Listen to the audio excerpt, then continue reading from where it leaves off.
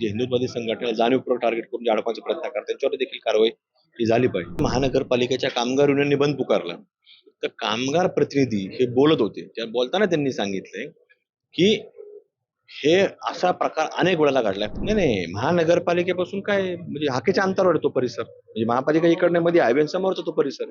कुटुंबाबरोबर आम्ही शेवटच्या क्षणापर्यंत त्यांना जी गरज वाटत आम्ही ती करत राहतो. पण ह्या पोलीस प्रशासनाच्या डबल भूमिकेमुळे ही परिस्थिती निर्माण होते. सर्वसामान्य माणूस सफर करतो. त्यामुळे आमची मागणी आहे की पोलीस प्रशासनाने योग्य ते कारवाई केली पाहिजे. धन्यवाद. आपल्यासोबत आहेत राष्ट्रवादीचे आमदार संग्राम जगताप सर.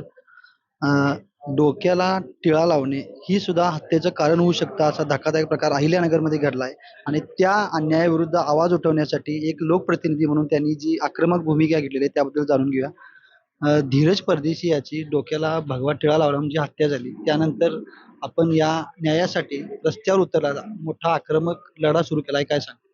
आणि आपण जर पाहिलं तर ही घटना अत्यंत वास्तविकता आहे. तिथं कारण लोक बोलतायत की अशी घटना घडलेली आहे. पण तरी देखील प्रशासन ऐकायला तयार नाही. म्हणून आमची मागणी आहे की शासनाला आम्ही लवकर कळवणार आहोत की ह्या बाबतीमध्ये लवकरात लवकर तपास करावा.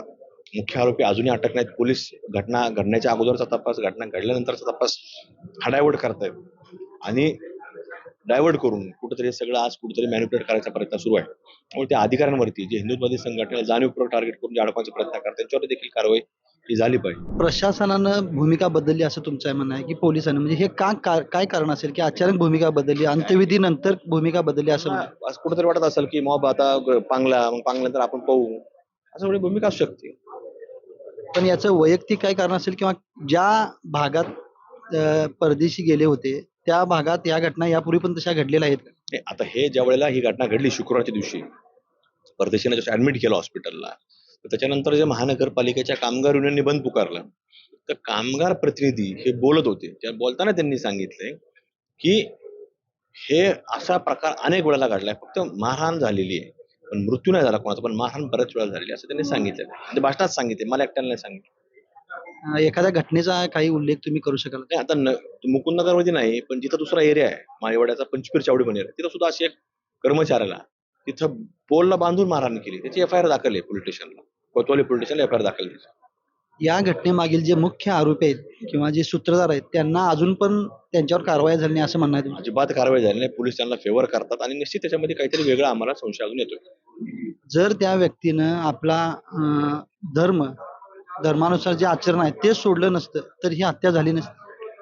नाही, शेवटी आपण जर पाहिलं तर बघा, तो बिचारा धर्मकार्यातला माणूस होता, आध्यात्मिक माणूस होता, पण कर्तव्याशी तो प्रामाणिक होता. त्याला वाटायचं आपलं नोकरी आहे, काम आहे, आपल्या नोकरी तिथून आपल्याला 2 रुपये मिळतात ना, आपलं काम आहे, कुठेही काम असेल तर ते जायचं. म्हणून तो मुकुंदनगर सारख्या एरियामध्ये गेला आणि त्यांनी काम केलं. फक्त त्याला खपवलं नाही की 4 तास इथं माणूस असा भगवा टिळा कसा थांबू शकतो इथं, म्हणून त्याच्यावर हल्ला झाल्याचा आमचा दाट संशय. ज्या ठिकाणी हल्ला झाला ते ठिकाण आणि तो ज्या ठिकाणी कामाला होता ते ठिकाण यामध्ये अंतर जास्त आहे? नाही महानगरपालिकेपासून काय म्हणजे हाकेच्या अंतरावर आहे तो परिसर. म्हणजे महापालिका इकडनं मध्ये हायवे समोरचा तो परिसर. तो कामाला आहे, त्याच्यामुळे त्याला कुठेही शहरात जावं लागायचं महापालिका हद्दीत. पीडित जे कुटुंबीय आहे ज्यांच्यावर आता हा प्रसंग उडवलाय त्यांच्याशी ज्यावेळी प्रथम तुमची चर्चा झाली त्यावेळी त्यांचं काय म्हणणं? नाही, त्यांच्या अत्यंत ते बोलण्याच्या स्थितीत नव्हते. शेवटी अशा वेळेला माणूस काय बोलणार, त्यांच्याशी काय बोलणार आहे. आम्ही हॉस्पिटलमध्ये होतो, रात्री उशिरापर्यंत आम्ही हॉस्पिटलमध्ये घटना घडली. आम्हाला जसं कळालं, समजा अंदाजे 4च्या नंतर घटना घडली असेल, पण 5:15 आम्ही हॉस्पिटलला गेलो. रात्री उशिरापर्यंत आम्ही हॉस्पिटल होतो, नंतर पोलीस स्टेशनला गेलो. काय ते बिचारा कुटुंबाशी बोलणार. शेवटी ते बोलण्याच्या स्थितीत नसतं. त्यांचं फक्त म्हणणं असतं की आमच्या जीव वाचवा, आमच्या मुलाला वाचवा. पण आपण डॉक्टर नाही, देव नाही, त्यामुळे कुणी याच्यामध्ये जे घडणार आहे त्याला आपण काय म्हणजे ज्याला गोष्टीला आहे त्याला आता आपण विधिलिखित असं आपण त्याला बदलू शकत नाही.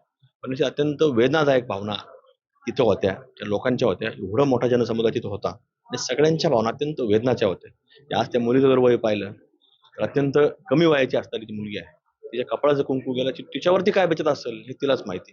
तिच्या आईवरती काय, एकुलता एक मुलगा होता, आज तिचे वडील असतील, आई असतील, त्याच्यावर काय बिचत असेल हे आज आपण म्हणजे आपल्याला काही वाटत नाही.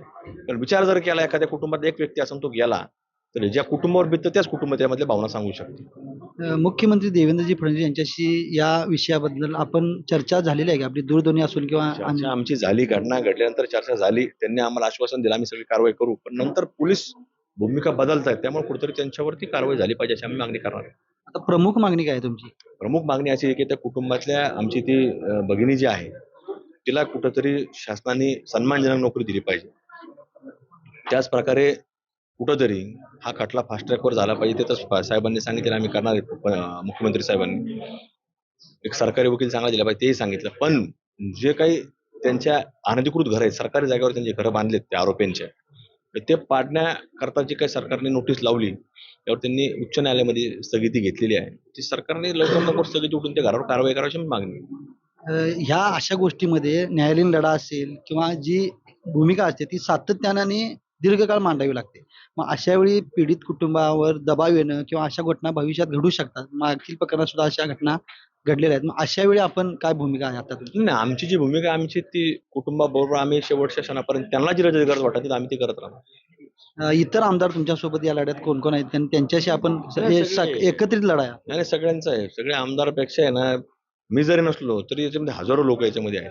एक हिंदुत्ववादी भूमिका म्हणून तुम्ही या घटनेकडे भविष्यात अशा घटना घडू नयेत कारण तुम्ही म्हटला की यापूर्वी अशा घटना झालेल्या आहेत पण त्यात मृत्यू झाला नव्हता.